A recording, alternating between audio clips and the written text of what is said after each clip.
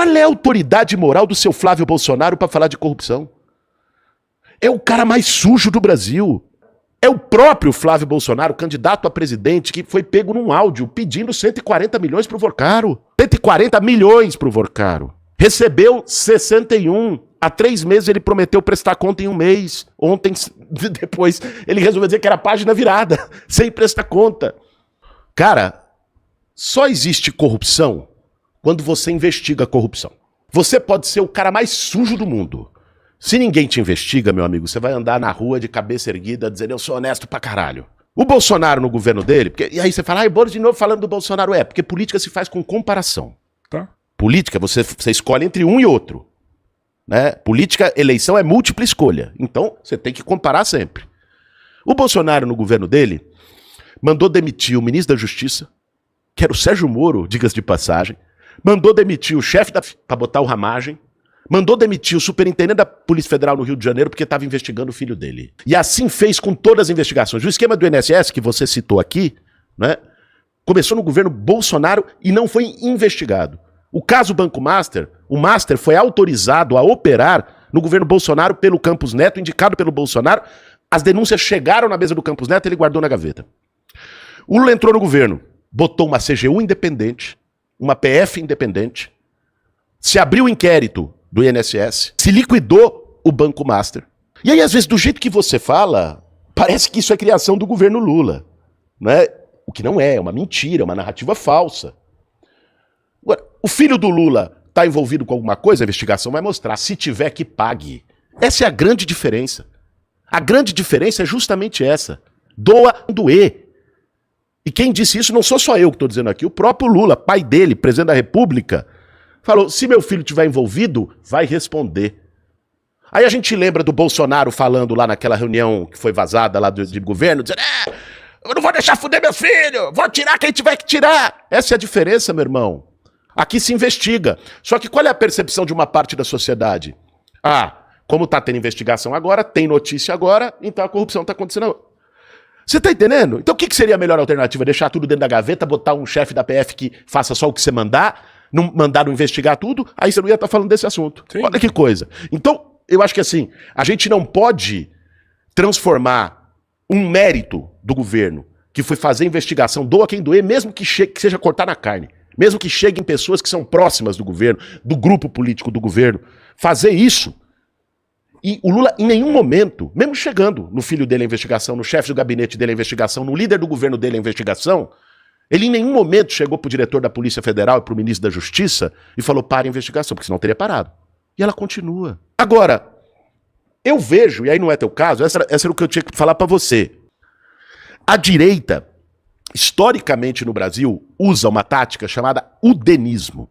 Udenismo? Udenismo. O que é o udenismo? Ele vem de uma organização política chamada UDN, União Democrática Nacional, também do tempo do Getúlio Vargas.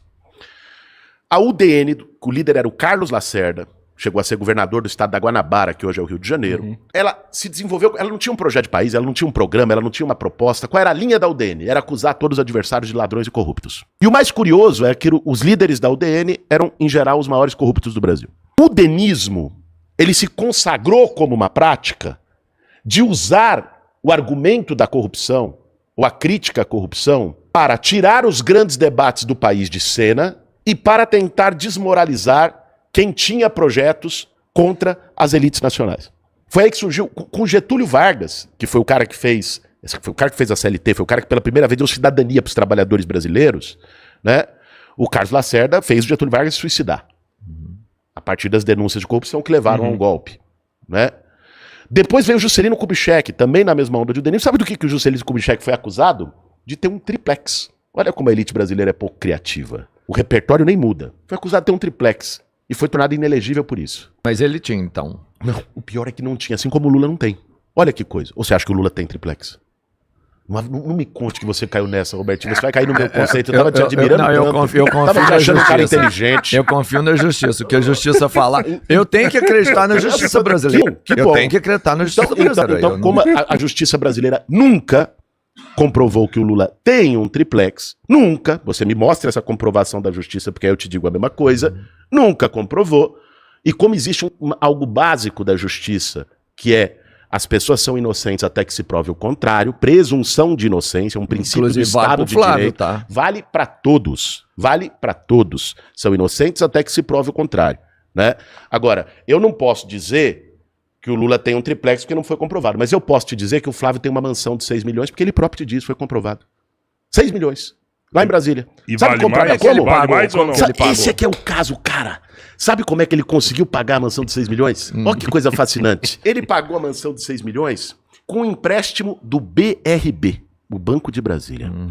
E sabe quem foi o diretor do BRB que deu o empréstimo para ele? O mesmo cara que trabalhou pro BRB comprar o Master pro Vancara que tá preso hoje. Estranho, né?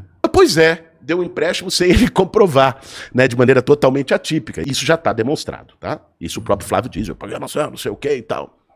Eu não posso dizer que o Lula tem um triplex, porque isso não está comprovado. Mas eu posso te dizer que o Flávio comprou 51 imóveis em dinheiro vivo, porque isso está comprovado pela justiça. Comprovado? Comprovado. 51 imóveis em dinheiro vivo. Por que não está na declaração dele? Assumido. Por que não está na declaração dele? Depois isso, nome de... isso foi fez especulação imobiliária, comprou, revendeu. Isso foi caso lá atrás, isso não foi de hoje, né? Entendi. Foi de lá de trás. Não foi da compra de Ele não tem 51 imóveis, ele negociou 50. Negociou. Comprou 51 imóveis em dinheiro vivo, né? Corretor. Eu não posso te dizer que o Lula tem um triplex, porque isso não está comprovado. Poderia ter, porque ele tinha quase 10 milhões Claro que poderia ter. Ele foi presidente da República 2 vezes, teria todas as condições de ter, mas não tem. Eu não posso te dizer que ele tem o triplex, mas eu posso te dizer que a esposa e a mãe do chefe do escritório do crime, Adriano da Nóbrega, foram assessoras do Flávio Bolsonaro na Alerj quando ele era deputado estadual, porque isso está comprovado.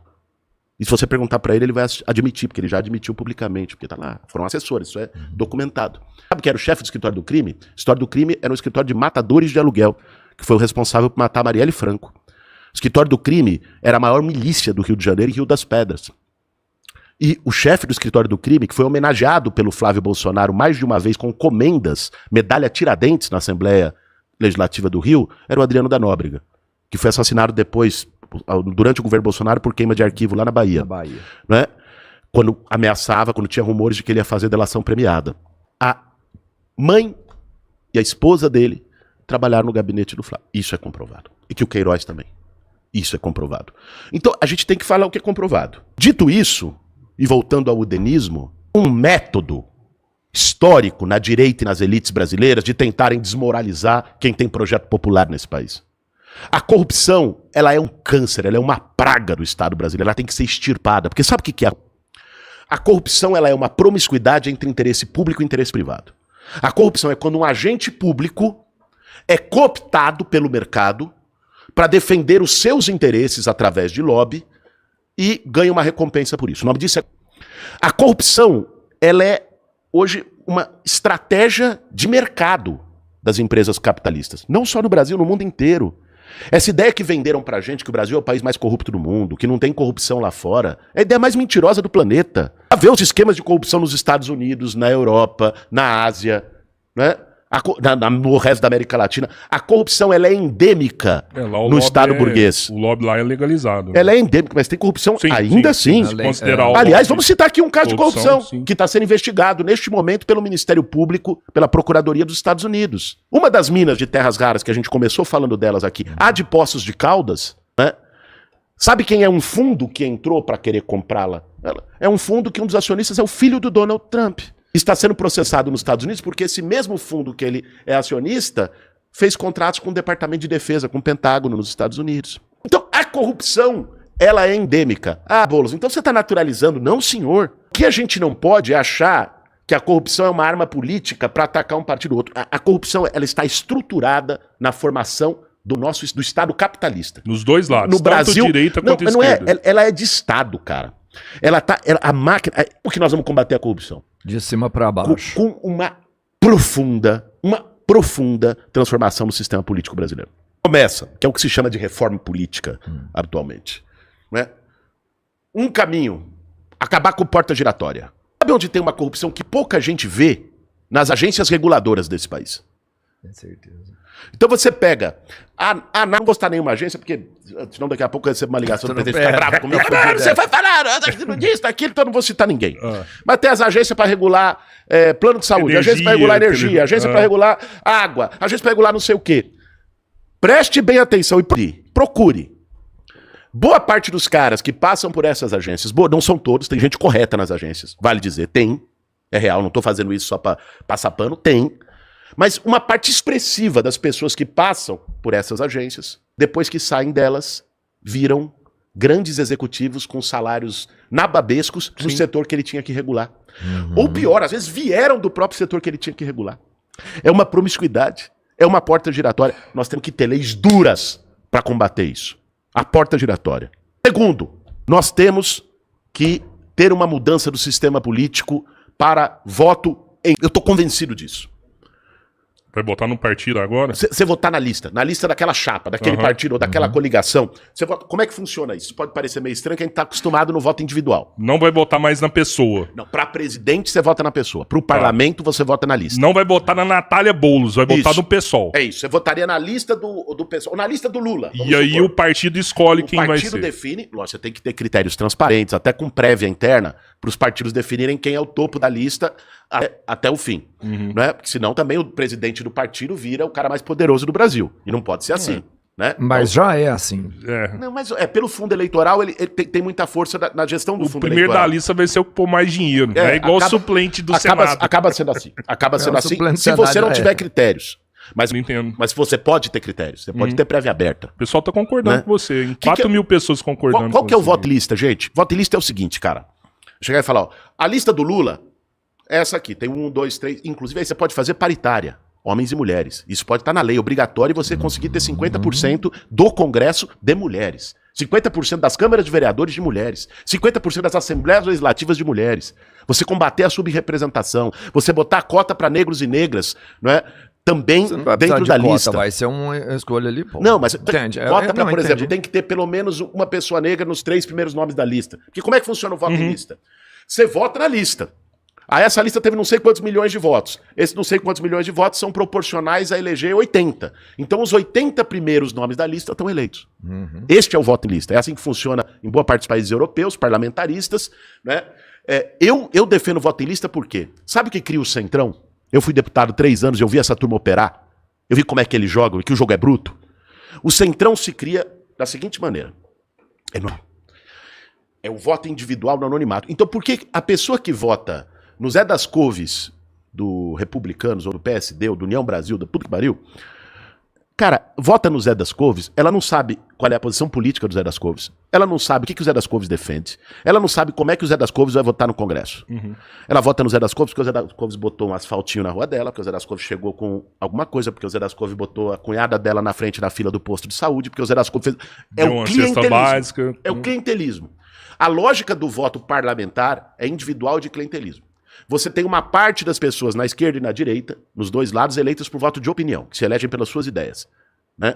Ok. E com as emendas parlamentares impositivas, o clientelismo se tornou ainda mais forte, porque o deputado virou um distribuidor de orçamento. O senador virou um distribuidor de orçamento. Isso é um escândalo. É um escândalo.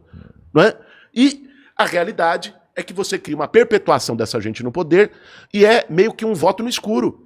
Porque você vota no cara, porque ele te ajudou aqui, mas você não sabe que se esse cara vai votar a favor da 6x1 contra 6x1, se esse cara vai votar pra taxar super rico, se ele não vai votar pra taxar super rico, se esse cara vai te defender ou se vai te fuder. Você não sabe. Quando você faz o voto em lista, você fala, eu voto no Lula e voto na lista do Lula. O cara vota no Bolsonaro, vota na lista do Bolsonaro. Você faz com que o parlamento se torne mais politizado.